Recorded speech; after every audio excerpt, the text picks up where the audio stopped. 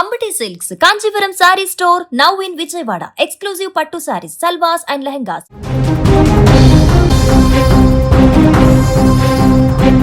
Big Boss season 9 contestant diamond Pavan తండ్రి దుర్గా ప్రసాద్ అంత్యక్రియలు ముగిశాయి.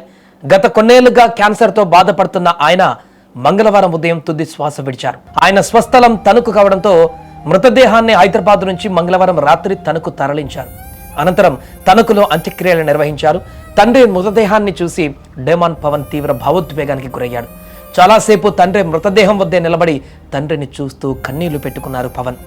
Big Boss season 9 family week సమయంలో దుర్గా ప్రసాద్ గారు స్టేజ్ పై కూడా వచ్చిన దృశ్యం ప్రేక్షకుల హృదయాలను కరిచివేసింది. అప్పట్లో క్యాన్సర్ కారణంగా దవడ భాగంలో సర్జరీ జరగడంతో ఆయనకు మాటలు సరిగా రాకపోయినా కొడుకును చూసి పొందిన ఆనందం అందరినీ ఎమోషనల్ చేసింది.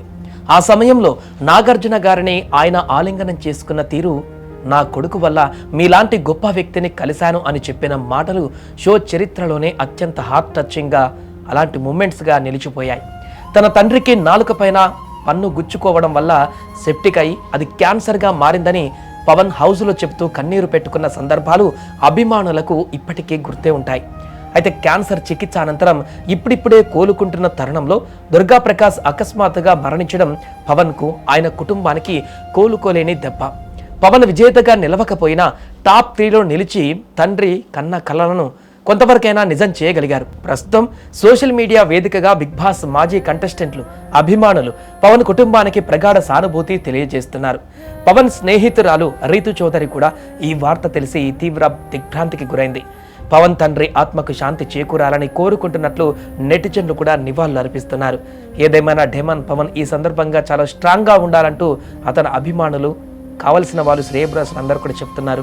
ఎట్టకేలకు తన తండ్రి అంత్యక్రియలను పూర్తి చేసుకున్నాడు డైమండ్ పవన్. ఆ సందర్భంగా చివరి క్షణాలలో పవన్ చేసినటువంటి అక్కడ కన్నీరు కానీ, భావోద్వేగానికి గురైనటువంటి తీరు కానీ అక్కడికి వచ్చిన వారందరినీ కూడా వారి యొక్క హృదయాన్ని కూడా టచ్ చేసింది.